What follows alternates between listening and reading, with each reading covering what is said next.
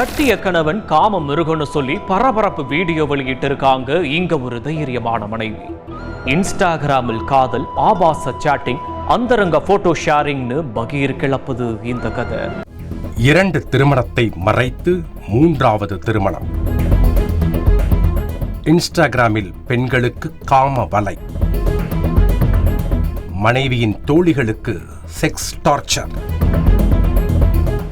நிர்வாண போட்டோக்களை வைத்து cyber bullying,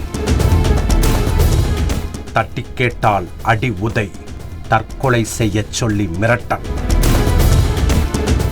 என அடுக்கடுக்கான புகார்களை அடுக்கி கட்டிய கணவனின் கொட்டத்தை அம்பலப்படுத்திய மனைவியின் பகீர் வீடியோ தான் இது. என்னை சூசைட் அட்டம் பண்ற அளவுக்கு என்னை டார்ச்சர் பண்ணி நான் சூசைட் அட்டம் பண்ணேன்.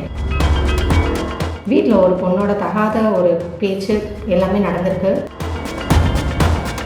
எனக்கும் என் பிள்ளைங்களுக்கும் பாதுகாப்பு கிடையாது. சின்ன பொண்ணுக்கிட்ட ட்ரெஸ் இல்லாமல் நீ ஃபோட்டோ அனுப்பு, இதை பண்ணு அதை பண்ணுன்ட்டு கேட்டு மிரட்டுறான். கேட்கவே கதிகலங்க வைக்கும் இந்த தகவல்களின் பின்னணியில் இருக்கும் அந்த நபரின் பெயர் சுதாகர்.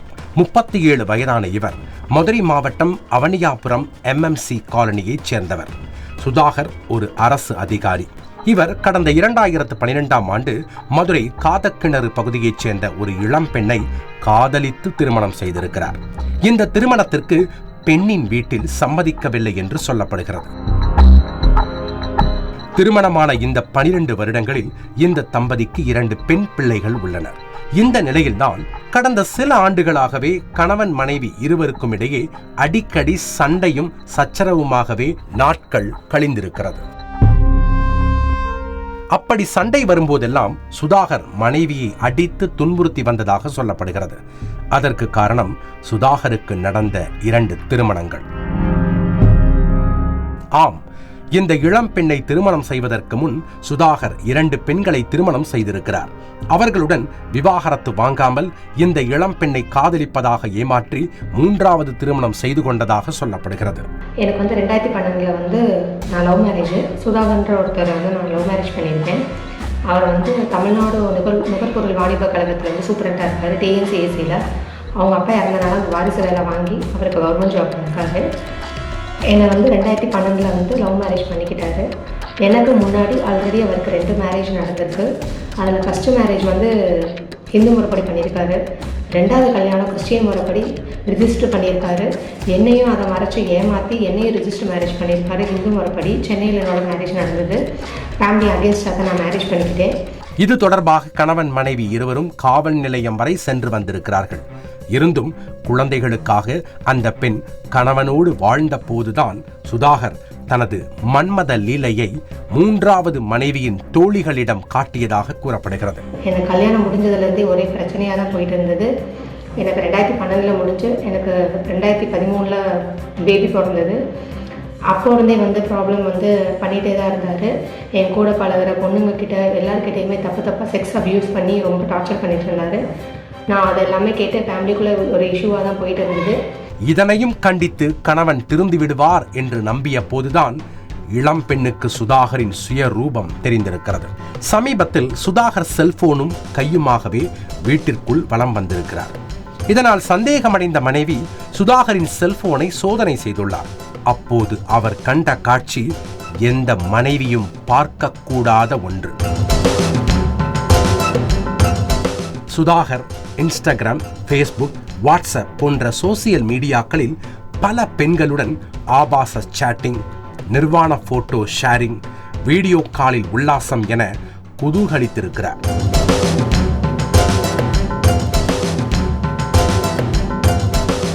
அவர் என்ன பண்ணிட்டாரு, என்னையை விட்டுட்டு வேற ஊருக்கு போய் வேலை பார்க்க போனேன், ட்ரான்ஸ்ஃபர் வாங்கிட்டு போனார்.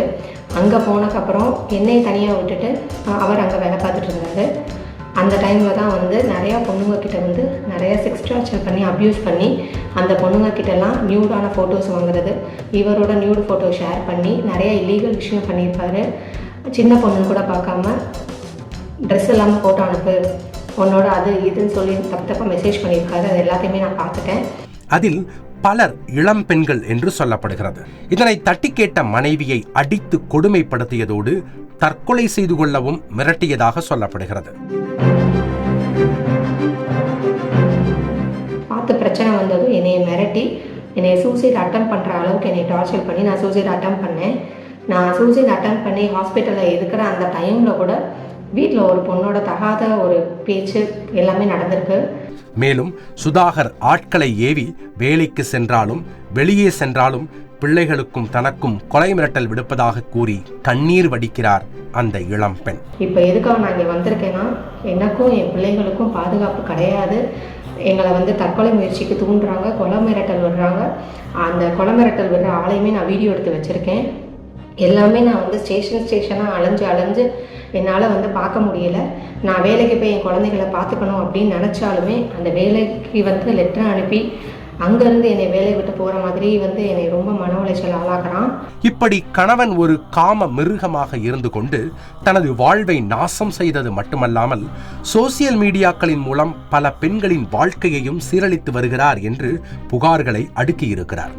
சுதாகர் இந்த கொடூர செயலில் ஈடுபட காரணம் அவரின் அரசாங்க வேலைதான் என்று சொல்லப்படுகிறது. அரசாங்க வேலையில இருக்கனால தான் அவன் இவ்வளவும் பண்றான், காசு இருக்கனால பண்றான்.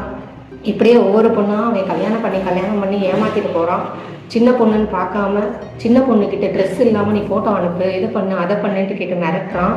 அந்த வீடியோஸ் நான் வச்சுருக்கேன், அந்த வீடியோஸ் நான் சப்மிட்டும் பண்ணியிருக்கேன். இதே நிலமை நாளைக்கு என் பொண்ணுக்கும் வரும். இதனால் எனக்கு என்ன வந்தாலும் எனக்கு பிரச்சனை இல்லை. என் குழந்தைங்களுக்காக நான் வந்து இதை நான் வெளியில் வந்து நான் சொல்ல வந்திருக்கேன். இது தொடர்பாக ஆதாரங்களுடன் ஊமச்சிக்குளம் அனைத்து மகளிர் காவல் நிலையம் மற்றும் மாவட்ட காவல்துறை கண்காணிப்பாளர் அலுவலகத்திலும் சுதாகர் மீது அவரது 3வது மனைவி புகார் அளித்துள்ளார்.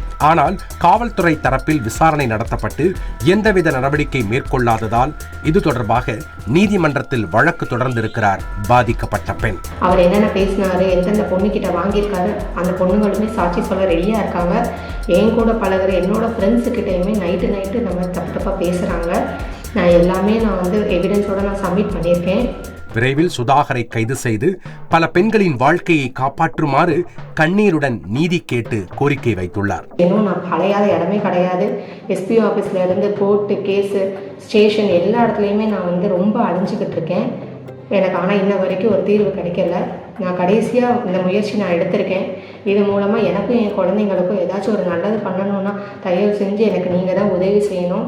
தொடர்ந்து போலீசார் சுதாகரை கைது செய்து விசாரித்தால் இந்த சம்பவத்தின் பின்னால் மறைந்திருக்கும் அனைத்து உண்மைகளும் வெளிவரும்.